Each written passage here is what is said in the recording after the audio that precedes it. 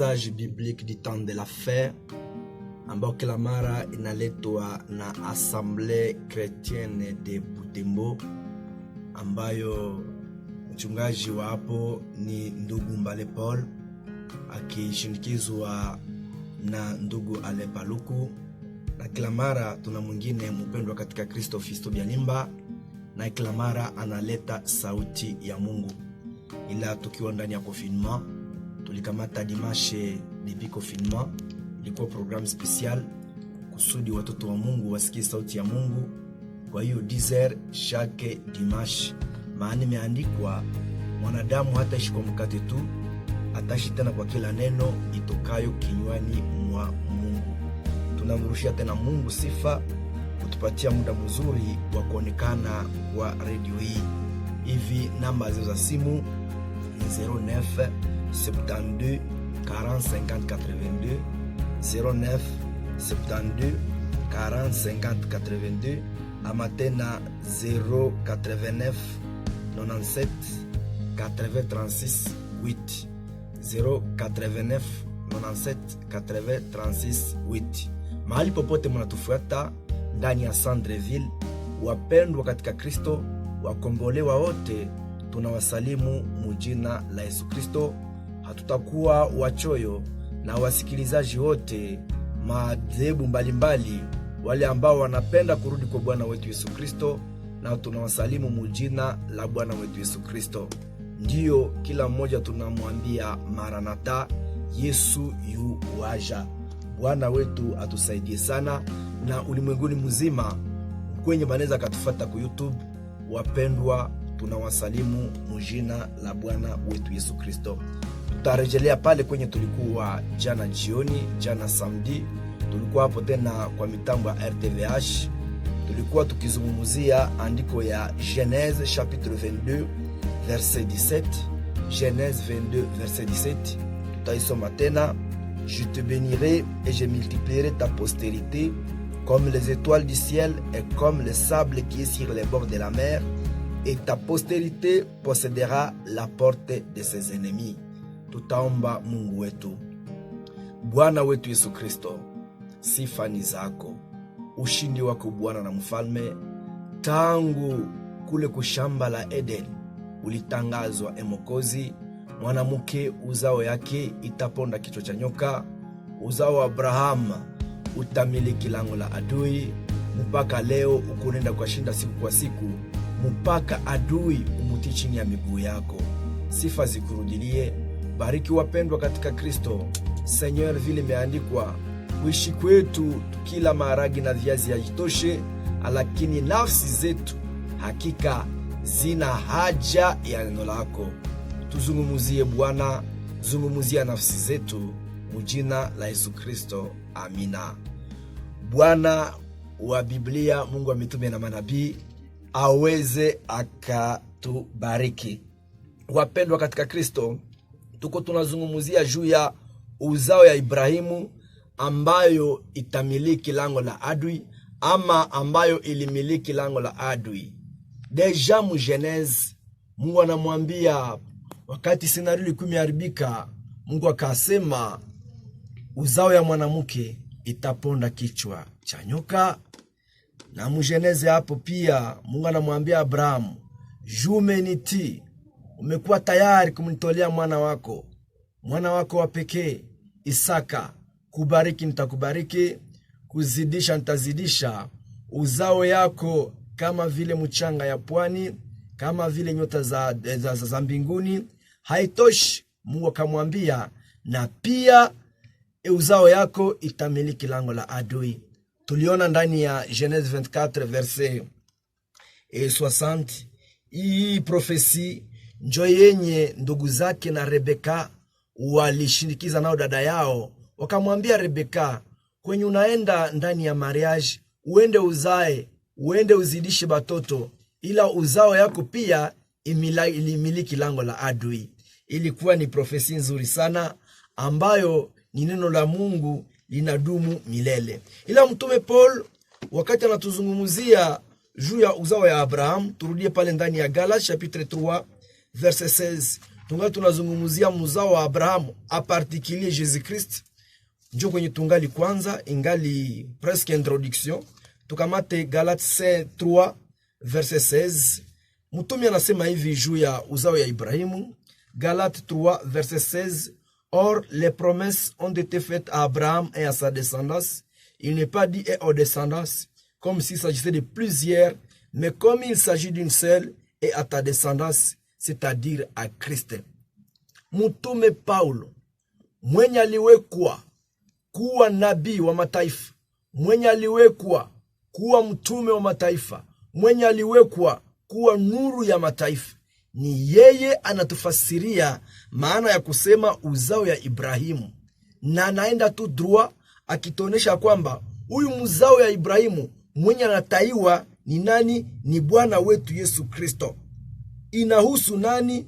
Bwana wetu Yesu Kristo njo mwenye inahusu kusudi amiliki lango la adui. Wapendwa katika Kristo, Yesu alishinda, Yesu iko anashinda, na Yesu ataendelesha ushindi wake. Il n'a jamais perdu une bataille. Hayawahi kupoteza hata vita vimoja contre Satan. Satan chaque jour anabakia ndani ya defeat.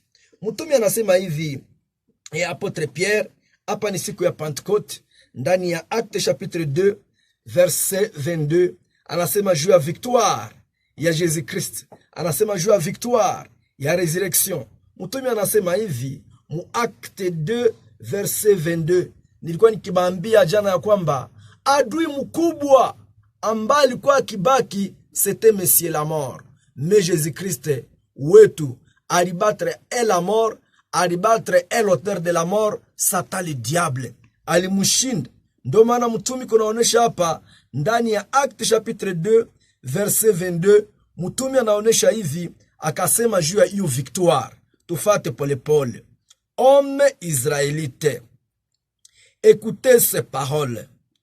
Jésus de Nazareth, cet homme à qui Dieu a rendu témoignage devant vous par des miracles, le prodige et les signes qu'il a opéré par lui au milieu de vous, comme vous le savez vous-même.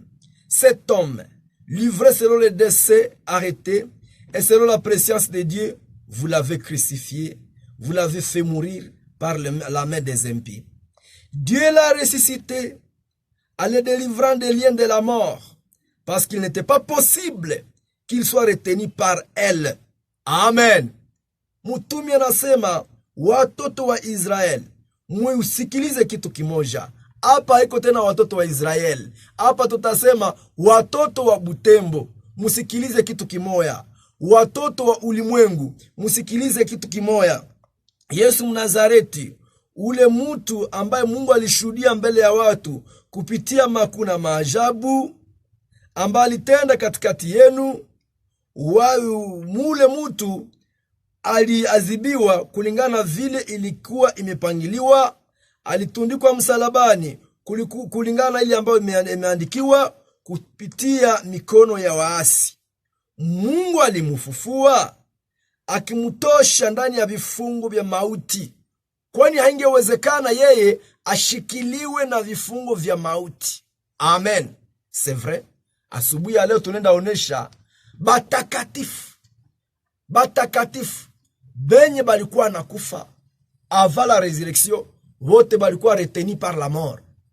Hakuna mtakatifu mwenye alikufa na kushinda mauti.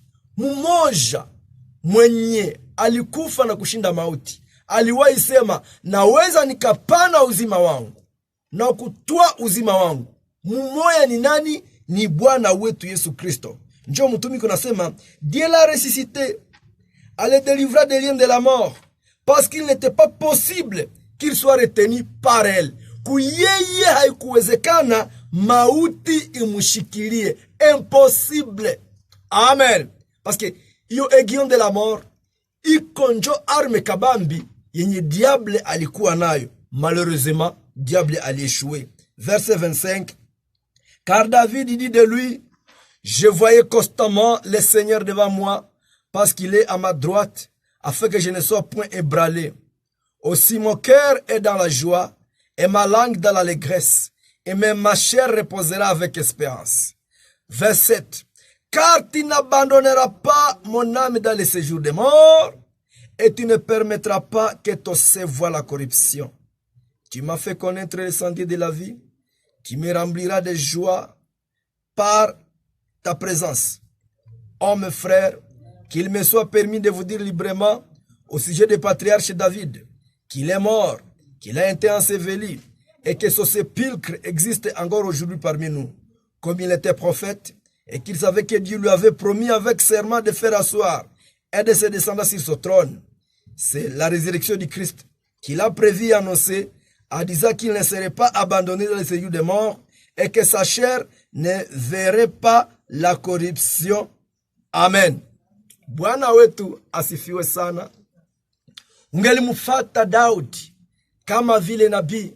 Wakati ungemulisikiliza Daudi, iko anahubiri, iko anatabiri, paske juu yake kulikuwa l'esprit de la prophétie. L'esprit de la prophétie, roho ya unabii, ilikuwa juu ya manabii, ilikuwa juu ya nabii Daudi. Alikuwa naye roho ya unabii. Maisha yake ilitipifie nani? Ilitipifie Jésus Christ. Njongefuata Daudi wakati iko natoa maprofesi zake, anasema Bwana, mimi nayua gizi nitakufa, lakini mwili wangu hautaruhusu mwili wangu uoze.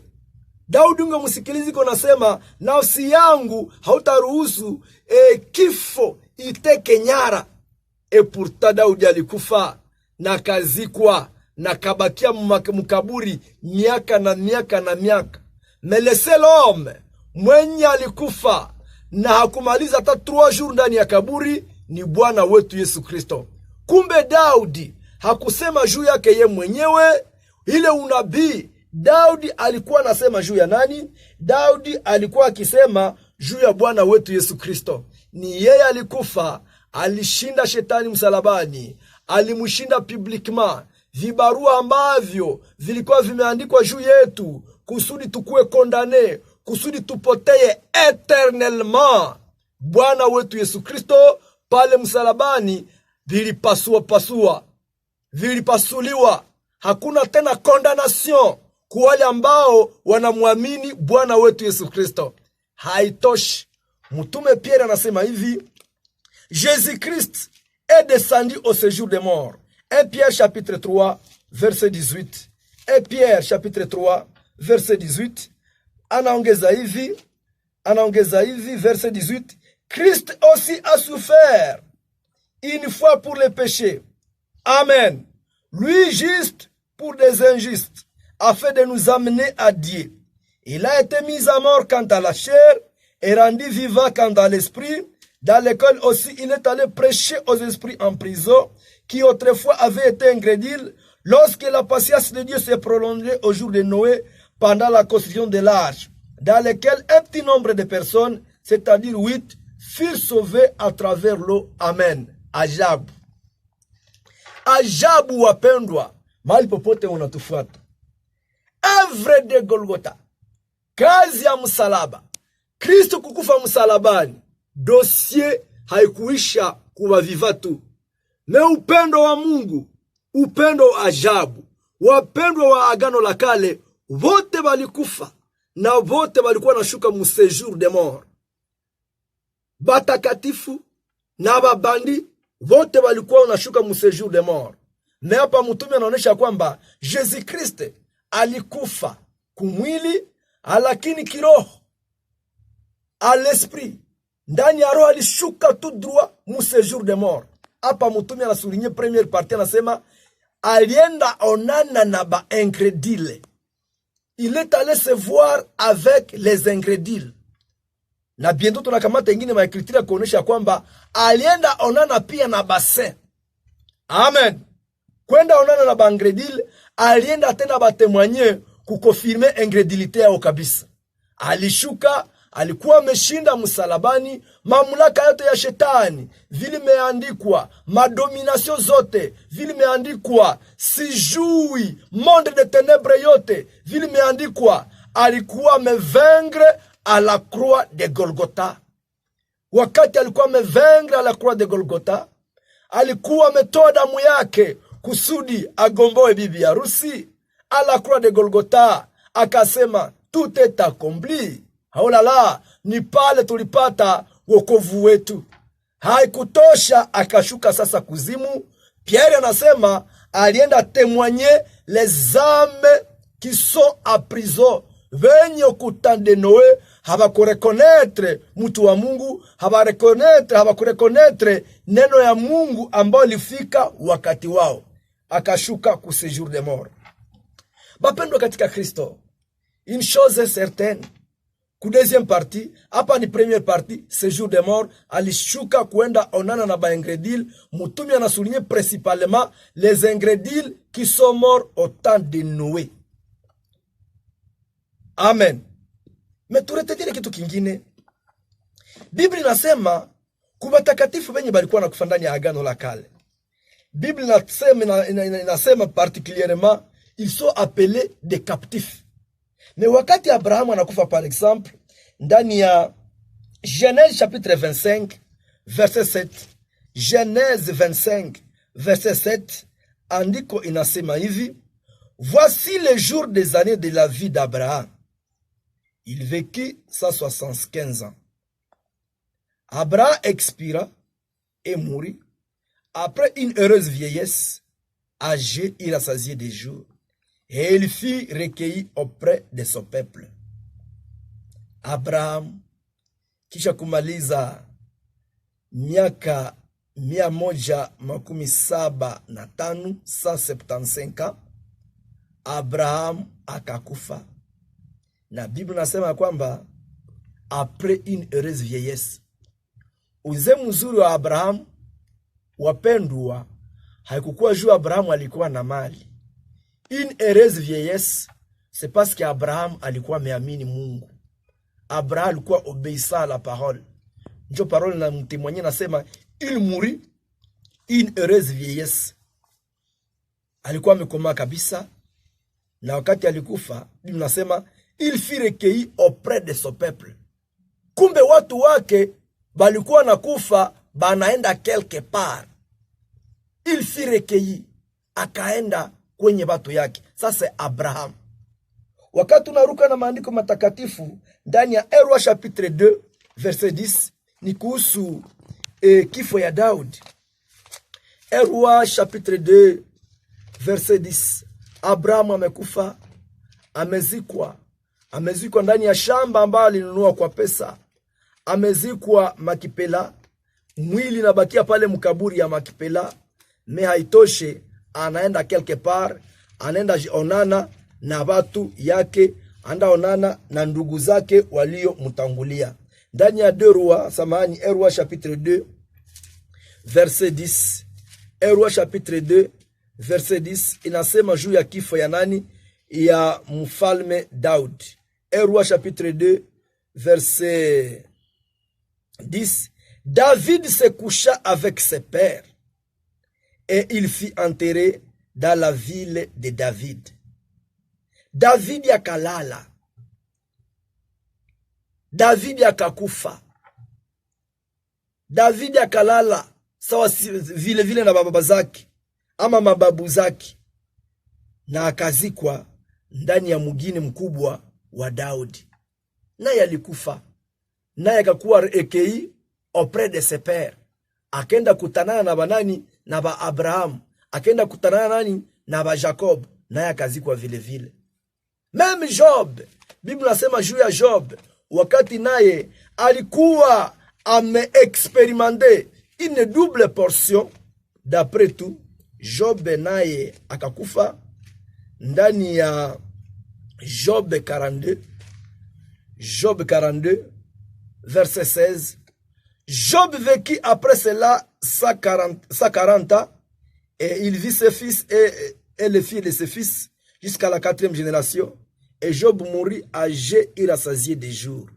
Job pia naye akakufa. Na wengine watakatifu yote viulu na bayua, tukianzia ku Abel kama vile mtakatifu wa kwanza, wote walikufa na wote walishuka kuzimu. Hakuna mwenye alidefie kifo sawa Bwana wetu Yesu Kristo. Wote walishuka kuzimu. Daudi alikuwa ameshuhudia ya kwamba hautaacha nafsi yangu ikuwe reteni par la mort, hautaacha mwili wangu uoze. Mwili wa Daudi ulioza, nafsi yake ilikuwa reteni par la mort, kulikuwa hakuna gisi, wote waliala na kula. Wapendwa katika Kristo, ndaiprouve mwingine écriture ya mu Nouveau Testament, ndaiprouve na Bwana wetu Yesu Kristo ndani ya Luc chapitre 16 verset 22. Jésus Christ anatoa ainsi dit le Seigneur, akionyesha ya kwamba wapendwa wenye walikuwa nakufa réellement wote walishuka mu séjour de mort. Ndani ya Luc chapitre 16 verset 22, Jésus Christ anatoa pa scenario ya ajabu sana kuonesha ke wote watakatifu balikufa na balidescendre tout droit au séjour de mort. Luc chapitre 16 verset 3 ku verset 19, kusudi lecture ieleweke mzuri. Sikilizeni wapendwa, mahali popote mnatufuata. Il y avait un homme riche. Luc 16 verset 19. Il y avait un homme riche qui était vêtu de pourpre et de félin, et qui chaque jour menait joyeuse et brillante vie. Un pauvre nommé Lazare était couché à sa porte, couvert d'ulcères. Il désirait de se rassasier des miettes qui tombaient de la table du riche, et même les chiens venaient encore lécher ses ulcères. Le pauvre mourut, il fut porté par les anges dans le sein d'Abraham. Le riche mourut aussi, et il fut enseveli. Pale njoo kwenye nilipenda deja tukazie kwa watu wawili ambao Jésus Christ anazungumuzia. Anasema kulikuwa tajiri na kulikuwa maskini moja ambaye anaitwa Lazare. Tajiri aliishi mzuri, aliishi une vie bonne, aliishi maisha mazuri hapa duniani. Saa moya alikuwa na maferme, saa moya alikuwa na maplantation, saa moya alikuwa na dollar. Alikuwa tajiri mkubwa kabisa. Angeza akasema, nafsi yangu tulia, ukule kumali ambao usha investir. Mungu angemwambia, pumbafu wewe, hivi nahitaji nafsi yako, Bwana wetu atusaidie sana. Lazare alikufa.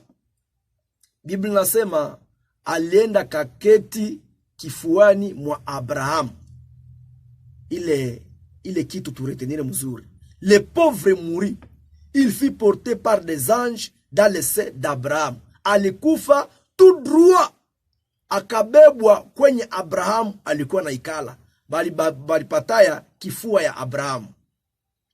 Le riche mourut aussi, il fut enseveli.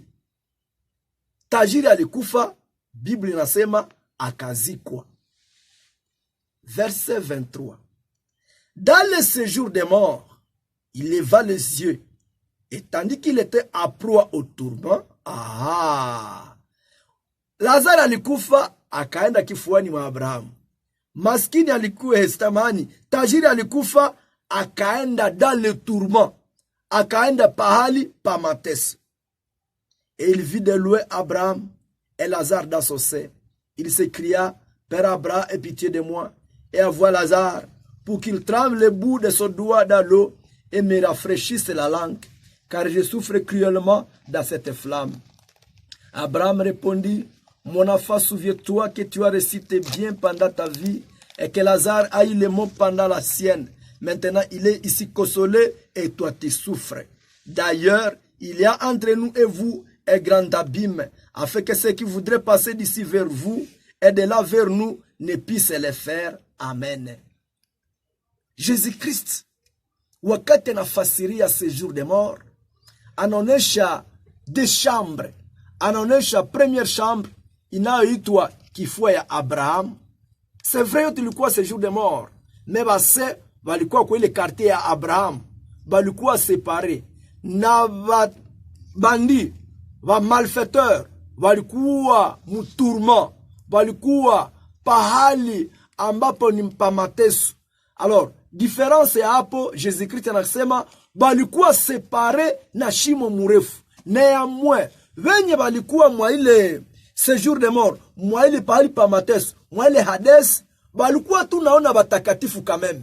Quelle que soit séparation yabo, balikuwa tu banaonana. Mais shimo ilibatenga mbali.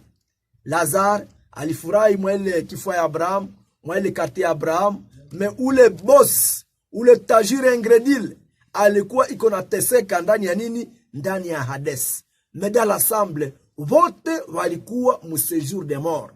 D'ailleurs, Bible wakati tunakamata Zacharie chapitre 9 verset 11 inabataya mo bakaptif. Zacharie chapitre 9 verset 11 inasema hivi kuhusu watakatifu wa agano la kale wakati walikuwa mukifua ya Abraham. Et pour toi, à cause de ton alliance scellée par le sang, je retirerai tes captifs de la fosse où il n'y a point d'eau. Retournez à la forteresse, captifs pleins d'espérance. Aujourd'hui encore, je le déclare, je te rendrai le double. Kwenye walikuwa kule, waliitwa wakaptif, walikuwa natekwa nyara. Ijapokuwa walikuwa mkifua kia Abraham, mekule kulikuwa hakuna tumaini. Wakati unasoma Job, iko anasema kwa ile lieu yenye watakatifu walikuwa ndani, Abraham, Job alikuwa akilia, akiona namna gani ijapokuwa wao ni watakatifu, meba alikuwa tu banashuka pahali pale ndani ya kuzimu. Ndani ya Job chapitre 3 verset 11. Job 3 verset 11. Tufate vile Job anasema jua ile mahali, jua hiyo kuzimu.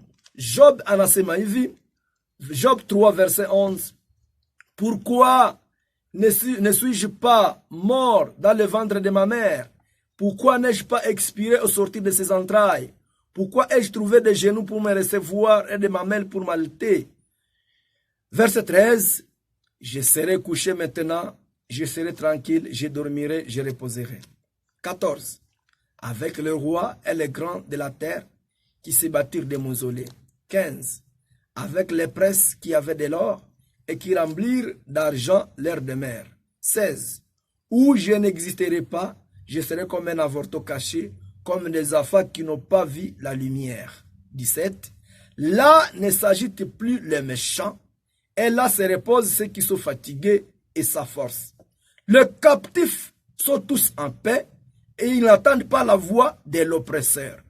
Le petit et le grand sont là, et l'esclave n'est plus soumis à son maître. Amen. Job anakuwa plus clair. Anasema kule, matajiri wanayala, bamaskini banayala, banoble banayala, batumwa banayala. Kule boss haizitoa tena commandement. Jile toa commandement kwa Abraham, se père Abraham, mina kusi utume moja wafu atoke kule aende kudunia, niko na ndugu zangu aende batemwanye parole de Dieu. Kule hakuna zile commandement boss. Mwaele kuzimu hamuna commandement. Hakuna mwenye atakomande nani, esclave na patron ni sawa, nye bote muko mu séjour de mort. Mais Job anasuligne mu verset 18 anasema les captifs sont tous à paix. Ijapokuwa balikuwa mu séjour de mort, bon, bat captif balikuwa à paix. Batakatifu ba agano la kale balikuwa nini? Balikuwa à paix. Mungu wetu apewe sifa sana. Mais biko mu séjour de mort. Mais quand tunasoma Ezekiel, mes bien-aimés, ndani ya Ezekiel chapitre 37, wakati wanashuka mu Ezekiel anaonesha kilio yao.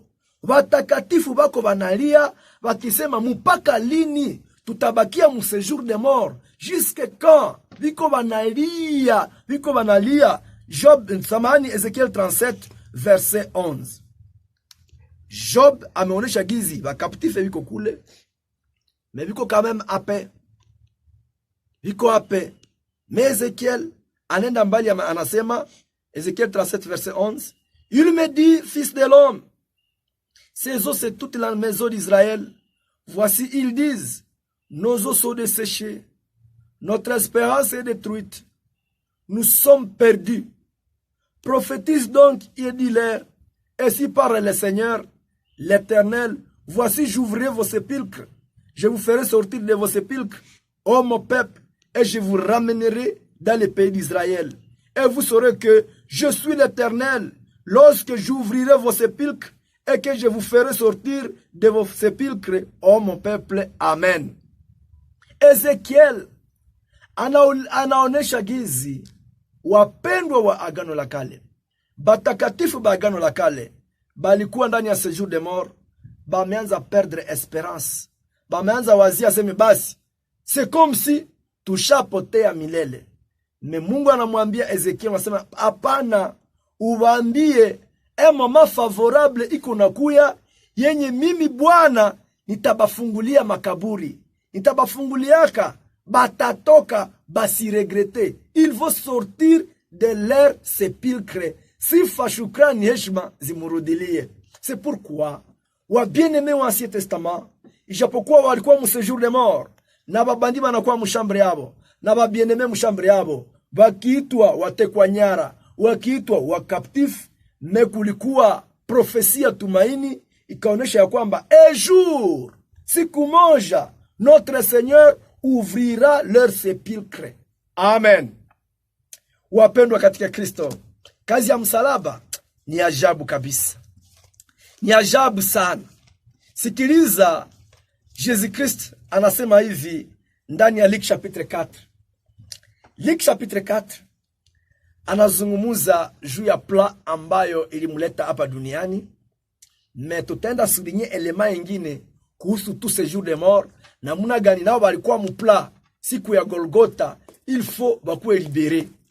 Ilikuwa seule occasion ya kupiga muovu kumusalaba na kumfatilia mu séjour de mort a délivrer wale wenye walikuwa wametekwa nyara. Twende ndani ya Luc chapitre 4 verset 18. L'Esprit du Seigneur est sur moi, parce qu'il m'a envoyé pour annoncer une bonne nouvelle aux pauvres.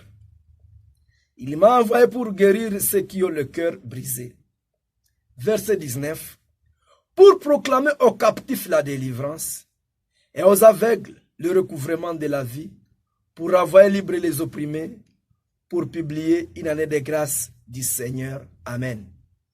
Wapendwa, elema yenye tunafuatilia mwa écriture ni première partie ya verset 19. Pour proclamer aux captifs la délivrance. Ba captifs ni banani?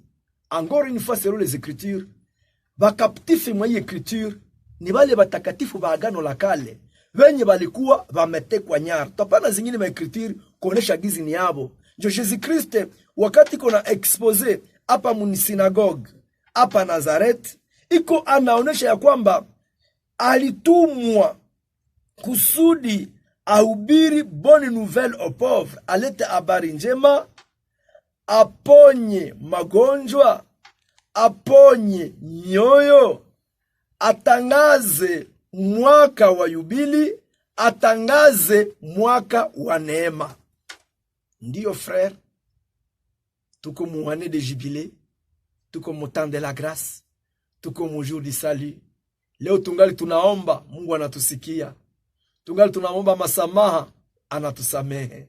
C'est vrai, tuko mu mwaka wa neema kabisa, tuko mu mwaka wa yubili, tuko mu mwaka wa wokovu. C'est vrai. Même au verset 19, pour proclamer aux captifs la délivrance. Ndiyo bien-aimé, c'est pourquoi wakati Bwana wetu Yesu Kristo anakufa à la croix de Golgotha, il fallait atimize hizi maekritire zote. Il fallait kisha kutukomboa, il fallait fatililie les captifs, wale ambao walikuwa nakufa tout droit, banashuka mu séjour de mort. Wa Abraham, wa Isaac, wa Yakobo, na wengine base, ba Ezekiel, ba Abel, na wengine batakatifu wenye balikufa. Jésus Christ wakati alikufa hakutolere shetani ya babakiane pour toujours, il fallait descendre. Ndiyo maana ndani ya Matthieu chapitre 27, Matthieu chapitre 27 verset yake ya 50 inasema hivi: Jésus poussa de nouveau un grand cri et rendit l'esprit, et voici le voile du temple se déchirant en deux, depuis le haut jusqu'en bas. La terre trembla, les rochers se fendirent, les sépulcres s'ouvrirent. Amen. Kumbuka ndani ya Ezekiel 37 verset 11, 12, 13 anasema uwaambie wasiperdre esperance, wasiperdre tumaini. Mimi Mungu ndabafunguliaka makaburi. Na hapa la Croix de Golgotha, Biblia inasema kwamba Yesu akalalamika kwa sauti kubwa na katoa roho. Alipotoa roho, c'est vrai, rideau ama voile yenye ilikuwa mutamble ikapasuka mara pili, juu mpaka chini. Tetemeko ya inji kakuwa, miamba ikapasuka. Senganejo tunafuatilia le sepulcre s'ouvrir. Vile alikuwa amewapromettre kule mbele ya kwamba nitakuyaka, nitafungula makaburi yenu. Et plusieurs corps de ceux qui étaient morts ressuscitèrent. Étant sortis des sépulcres, après la résurrection de Jésus, ils entraient dans la ville sainte et apparurent à un grand nombre de personnes. Amen. C'est vrai. Ile yote ni resultat ya œuvre de Golgotha. Wakati alikuwa ametoa sauti, ilikuwa ni sauti ambayo inenda lamusha wafu, wale ambao walikuwa wamelala ndani ya agano la kale, watakatifu wenye walikuwa wamekufa. Yesu akapaza sauti, makaburi akafungulikana. Ni kome yeye ni mzaliwa wa kwanza katikati ya wafu, bali patiente mu 3e jour, le matin de la résurrection, akwa wa kwanza kutoka mkaburi, kisha hawa mufate nyuma. Mungu wetu atusaidie sana. Alikuwa amefanya nini? Alikuwa ametosha wakaptifu ndani ya makaburi zenye balikuwa ndani. Il a délivré le captif. Wapendwa, Mtume Paul anasema juu ya delivrance. Tuko tunasema juu ya posséder les portes de l'ennemi. Uzao ya Ibrahimu itamiliki lango la adui. Jésus Christ hakujilimite seulement atudélivrer si venye tungali napumua, mais aussi alifatilia hata adui ndani ya séjour de mort. Wale ambao walikuwa wameprendre a captivité, Jésus Christ alienda munyang'anya abo va Abraham, va Isaac et tous les saints de l'Ancien Testament. Jésus Christ alishuka aende munyang'anya abo. Mort quand dans la chair, même esprit alishuka aende a dribbler Satan, à remettre même les clés de la mort et de séjour de mort. Ça ne suffit pas à délibérer, à achilie wale watakatifu venye alikuwa ameteka nyara. Haleluya. Mupendwa, kama Jésus Christ alienda kashuka na venye basha kufa kumwili anabadelivre, sasa wewe mwenye hauya kufa anaweza shindwa kukudelivre? Inyapa moye haizi shindwa. Mbona ba Abraham walikuwa wamekawia matombe mwe viroma 2000 ans biko matombe, kulikuwa wengine ba 3000 ans biko matombe, ba Abel ma 4000 ans biko matombe. Oh là là, mais notre Seigneur, parce qu'il est le puissant conquérant, non seulement alishinda la croix de Golgotha, mais encore akafatilia shetani jusque même dans son quartier général, apane les clés de la mort, apane les clés du séjour de mort, apane va bien-aimé venye alikuwa asha retenir kule. Ndiyo mtume anasema hivi, Ephésiens chapitre 4. Ephésiens chapitre 4. Alors kama maladie que niko nako, même le corona, nini tatu intimider tena? Car notre Seigneur, mon séjour de mort, on a délivré bateau. Qu'est-ce qui peut nous intimider? Si il va racheter du Seigneur sur la terre, qu'est-ce qui peut nous intimider? Nini neza tutisha? Ni bufumu basi, ni madawa basi, ni sumu basi, ni usharati basi, ni kitu gani? Qu'est-ce qui peut encore nous intimider? Wakati notre Seigneur anaenda même au plafond, anaenda même mu quartier général ya diable, anaenda même mutumaini yote ya shetani, il a dépouillé tout. Satan n'a plus rien. Il est kuambia watu sema, Satan a encore le pouvoir. Quel pouvoir?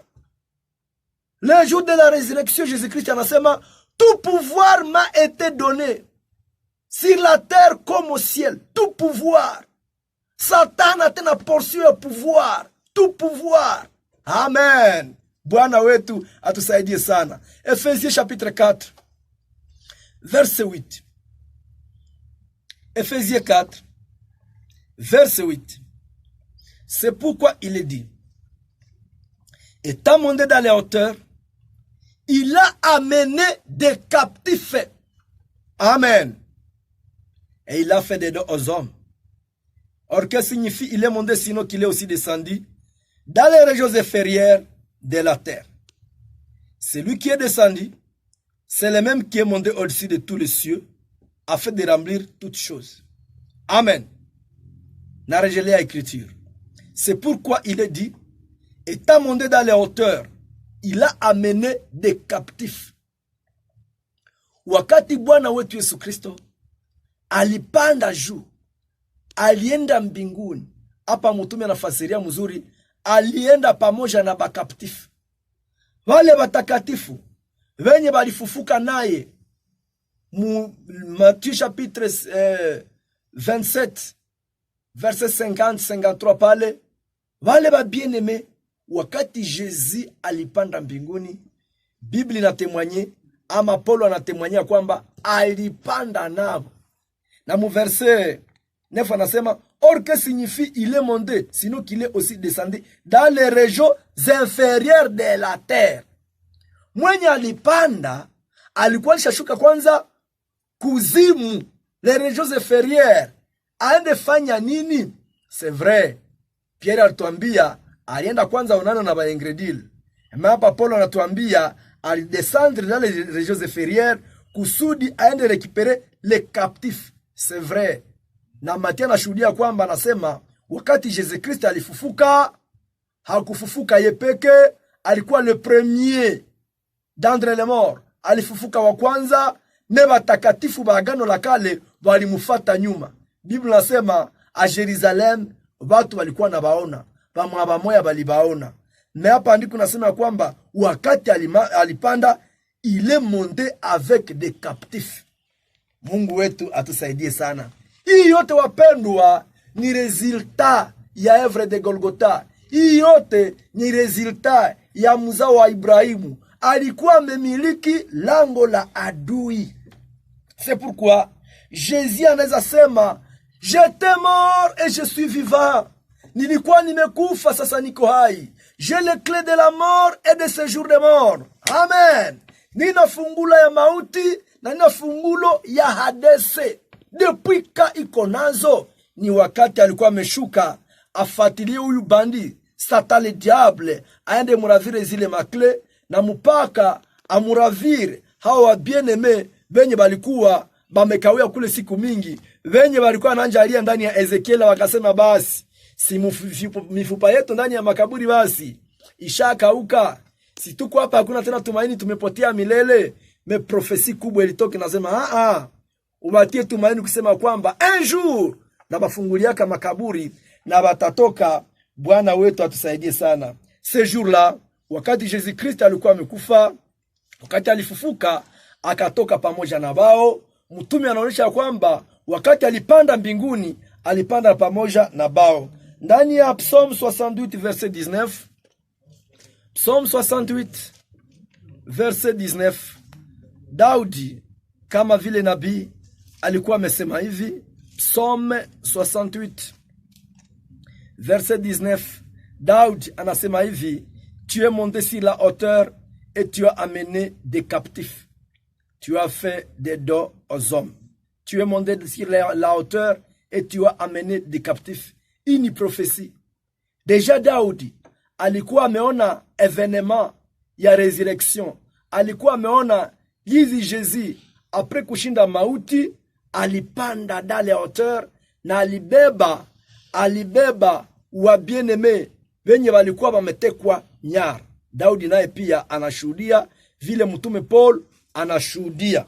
Tukamate ingine écriture ndani ya Psalm 24 verset 7. Psalm 24 verset 7 ni ajabu kabisa. Kwenye shetani angeshindia, malheureusement allait perdre bataille. La plus grande bataille jamais livrée allait perdre. Na wale wenye alikuwa shatia en prison nabo pia mulangage humain balijievade. Même mwenye alibafere evade habakutoroka sawa vile watu moya hivi. Kulikuwa un grand general, kulikuwa jemadari mkuu wa vita, Bwana wetu Yesu Kristo. Ni yeye alienda kabatosha, ni yeye alienda kabafungulia. Job alikuwa na raison ya kusema, je sais que mon rédempteur est vivant. Hata nyama zangu zioze, hata mifupa yangu ishililie, mais je sais qu'il est vivant, et mes yeux le verront, et non celle des nôtres.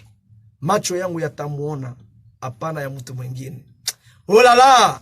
Akose wakati alikuwa ameingia mséjour de mort, wakati Job alimuona akasema oui, c'est vrai, c'est ce que je disais, je sais que mon rédempteur est vivant. Nani angemuona Jean-Baptiste anasema non, oui, c'est lui dont je parlais. Voici l'agneau de Dieu qui ôte les péchés du monde. Ametukuta mpaka huko. Injo délivrance totale. Ndio. Ni vya mzuri sana. Matthieu 24. Zamani. Psaume 24. Verset 7. Sikia le puissant conquérant vile Daudi anamzungumzia tena. Porte. Élevez vos linteaux. Élevez-vous portes éternelles. Que le roi de gloire fasse son entrée. Qui est ce roi de gloire? L'Éternel fort et puissant, l'Éternel puissant dans les combats. Porte, élevez vos linteaux, élevez les portes éternelles, que le roi de gloire fasse son entrée. Qui donc est ce roi de gloire? L'Éternel des armées, voilà le roi de gloire. Amen. Hii ni kantiki, hii ni nyimbo ya ushindi ambayo ilikuwa naimbiwa wakati watakatifu wako napanda na Bwana wetu Yesu Kristo.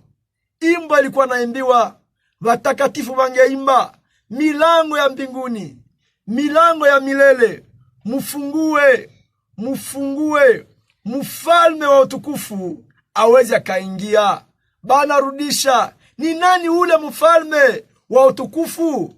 Bwana mwenye nguvu, wa ajabu ndani ya vita. Milango ya mbinguni, milango ya milele, mfungue, mfalme wa nguvu, mfalme wa utukufu aweze akaingia. Ajabu sana. Diable alikuwa ameperdre nini? Diable ba bien aimé alikuwa ameperdre hii grande bataille, na hakuna tena récupération. C'est fini, le diable a perdu. Hakuna tena kumutiatia, fini, il a perdu. Notre Seigneur iko déjà na tout entre ses mains. Tout pouvoir m'a été donné. Napendaka ile écriture.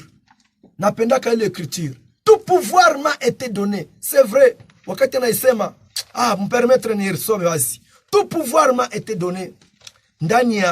Tuko pale ndani ya Matthieu bien-aimé. Ni bien sana. Wakati unaamini hiyo kazi, unaishi na salama. Unaishi na ujasiri. Unaishi na uhakika. Hakuna kitu kinaweza kutenga na upendo wa Mungu. Hakuna kitu ambacho kinaweza kushitaki. Ndio maana mtume anasema, ni nani tena atanishitaki? Qui va m'accuser?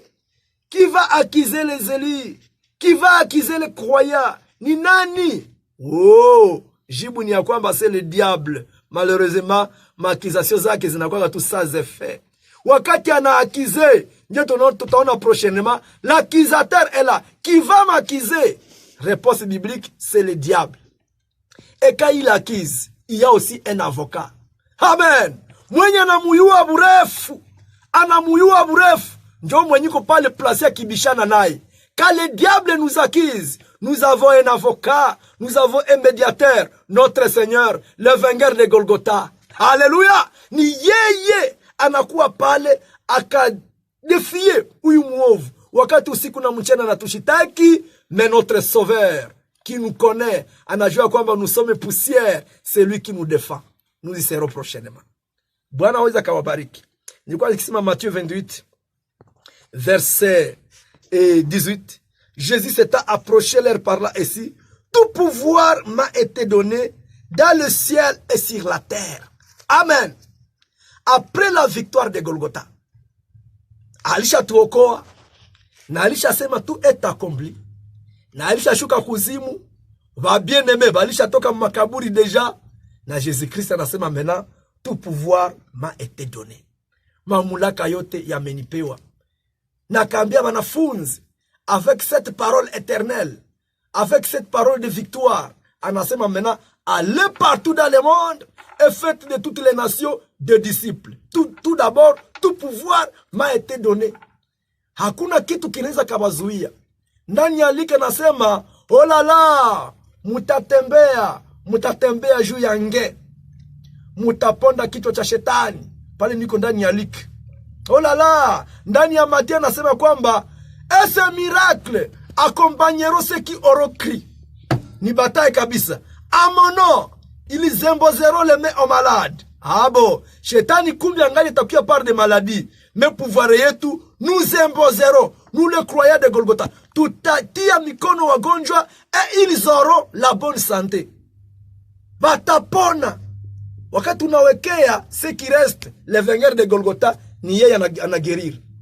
Ndio, nous chasserons les démons. Hatuna nazo compromis. Hakuna kubembelezana, nukuiona unafukuza. Nukiona unafukuza, usifunge lakini usitie kamba pana. Na usirunguze. Tunalunguza. Jésus asema tulunguze mademo. Tunafunga, unazifungia sasa kunani? Mademo zinafukuziwaka. Nous chasserons le démon. Ile yote ni resultat nini? Ile yote ni resultat ya kazi ya msalaba. Jean anasema tout pouvoir m'a été donné. Na mu Apocalypse anasema il a la clé de la mort et de ce jour de mort. Sifa shukrani zimurudilie. Wapendwa katika Kristo, saa zinatukimbiza. Selema kukuka elema kengine Kenya nilipenda nioneshe.